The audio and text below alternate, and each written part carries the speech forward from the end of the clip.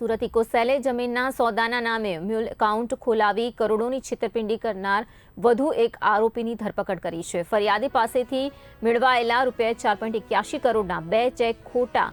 Bank એકાઉન્ટમાં જમા કરાવીને ₹2.95 કરોડથી વધુની રકમ અન્ય ખાતામાં ટ્રાન્સફર કરી દેવાઈ હતી। આ કેસમાં આરોપી રવિ કોલડિયાએ વિદેશમાં રહેતા જમીન માલિકોની ખોટી સહીઓ અને છેતરપિંડી આચરી હોવાનું બહાર આવ્યું છે। ઇકોસેલે અમજદ શાહિદ ઇમ્તિયાઝ શેખ નામના આરોપીની ધરપકડ કરી છે, જે બોગસ બેંક એકાઉન્ટ ખોલાવવામાં મદદગાર હતો। અગાઉ જ યસ બેંક અને આઈડીબીઆઈ બેંકના 4 કર્મચારીઓ સહિત 3 આરોપીઓની ધરપકડ થઈ ચૂકી છે, જ્યારે મુખ્ય સૂત્રધાર રવિ કોલડિયા હજુ પોલીસ પકડથી દૂર છે। ઉત્તરાયણ પોલીસ સ્ટેશનમાં ગુનો નોંધાયો છે અને વધુ તપાસ હાથ ધરાઈ છે।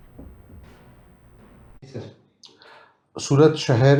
અનેક ક્ષેત્રોમાં ખૂબ જ ઝડપથી પ્રગતિ કરી રહ્યું છે અને એ ક્ષેત્રો પૈકી એક છે રિયલ એસ્ટેટ, કે જેમાં ખૂબ જ ઝડપથી સમગ્ર શહેરમાં કન્સ્ટ્રક્શન અને જમીન લે વેચનો વ્યવસાય પણ ખૂબ જ ઝડપથી પ્રગતિ કરી રહ્યો છે।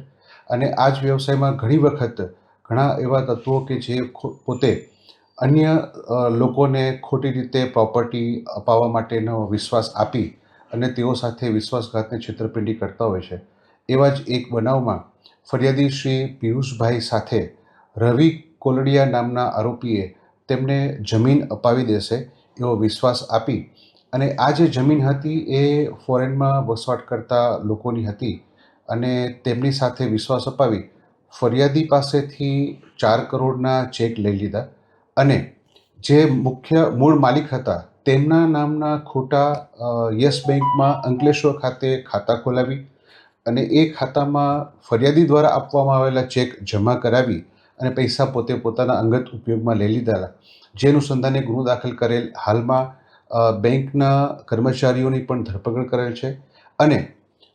આરોપી રવિ કોલડિયા અને બેંકના કર્મચારીઓ વચ્ચે જે વ્યક્તિએ પોતે